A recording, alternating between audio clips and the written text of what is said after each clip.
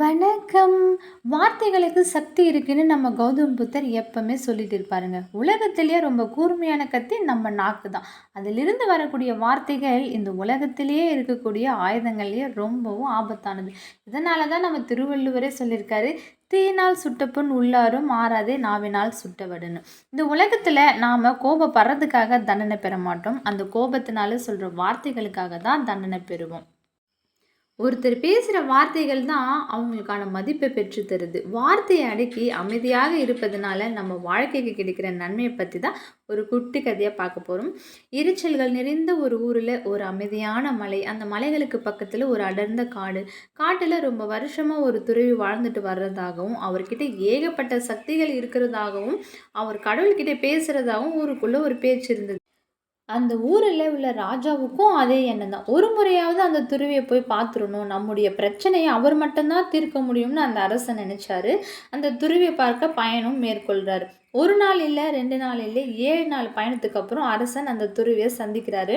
அவருடைய எண்ணத்தையும் சொல்றாரு. ராஜாவுக்கும் ஒரே சந்தோஷம். துறவிக்கிட்ட பேசவும் ஆரம்பிச்சிட்டாரு. இல்லை, இந்த ஊருக்கு நான் தான் ராஜா. என்கிட்ட இல்லாத காசு பணமே இல்லை, என்கிட்ட இல்லாத தங்க நகைகளே இல்லை, என்கிட்ட எல்லாமே இருக்கு. ஆனால் என் மனசு ரொம்ப குழப்பமாக இருக்குது, தெளிவாகவே இல்லை. மொத்தத்தில் சொல்லப்போனால் என் மனசு அமைதியாகவே இல்லை. அதற்கு நீங்கள் எனக்கு அருள் தர முடியுமா அப்படின்னு கேட்குறாரு அரசன். அந்த துறவி, உனக்கான பதில் உன்னுடைய கேள்வியிலேயே தான் இருக்குது, ஆனால் உன்னால் தான் அதை கண்டுபிடிக்க முடியல. பரவாயில்ல, உனக்கான பிரச்சனைக்கு நான் பதில் சொல்கிறேன் அப்படின்னு சொல்கிறாரு அந்த துறவி. ஆனால் நான் சொல்கிறத உன்னால் செய்ய முடியுமான்னு கேட்குறாரு அந்த துறவி. செய்கிறேன் துறவியாரே அப்படின்னு சொல்கிறாரு அந்த அரசன். இன்னிலிருந்து 15 நாளைக்கு நீ என் கூட தான் பயணம் செய்ய போகிற. உன்னுடைய ராஜ மரியாதை எல்லாத்தையும் இங்கேயே கழட்டி வச்சுட்டு என்னோடு சேர்ந்து நீ பயணிக்கணும். 15 நாளில் உனக்கான உணவை நீ தான் தேடிக்கணும். உன் வாயிலிருந்து வரக்கூடிய ஒவ்வொரு வார்த்தைகளும் அரண்மனையில் இருக்கிற வைரத்திற்கு சமம். உன் அரண்மனையில் வைரங்கள் நிறைய இருக்குன்னு தெரிஞ்ச சாக்கடையில் வீசுவாயா என்ன? அந்த மாதிரி தான் உன் வாயிலிருந்து வரக்கூடிய வார்த்தைகளும். தேவையில்லாத இடத்துல பயன்படுத்தாமல் ரொம்பவும் கம்மியாக தான் பயன்படுத்தணும். இந்த எல்லாத்துக்கும் தயார்னா நீ என் கூட பயணம் பண்ணலாம் அப்படின்னு சொல்கிறாரு அந்த துருவி.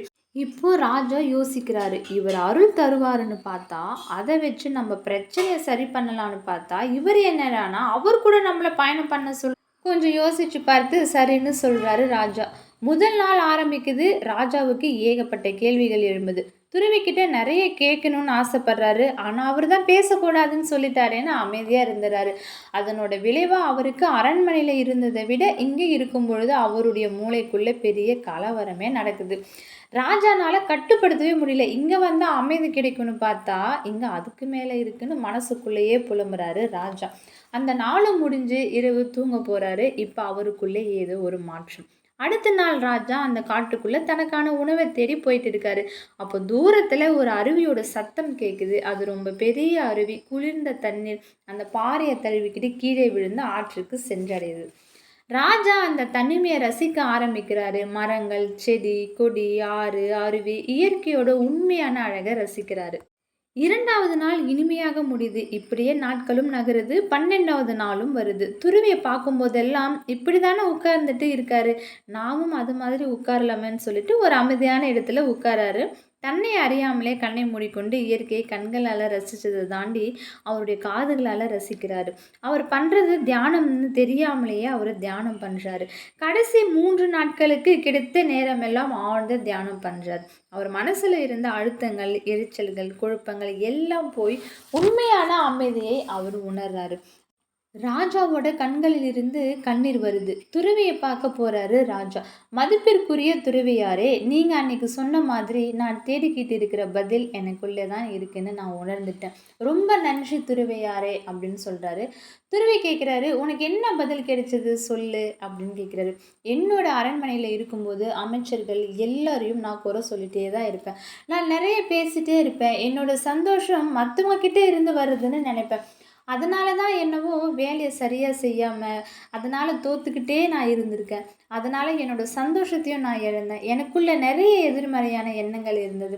ஆனால் இந்த 15 நாள் என் வாழ்க்கையை மாற்றணும்னு நான் நினச்சி கூட பார்க்கல. இப்போது தியானத்தோட சக்தியை நான் முழுமையாக உணர்ந்துட்டேன். தியானத்தை முயற்சி பண்ணியோ கட்டாயப்படுத்தியோ பண்ண முடியாதுன்னு நான் புரிஞ்சுக்கிட்டேன். அது மட்டும் இல்லை, கடவுள் இருக்காரான்னு எனக்கு தெரியாது. ஆனால் அமைதிதான் கடவுள்னு நான் புரிஞ்சுக்கிட்டேன்னு சொல்கிறாரு ராஜா.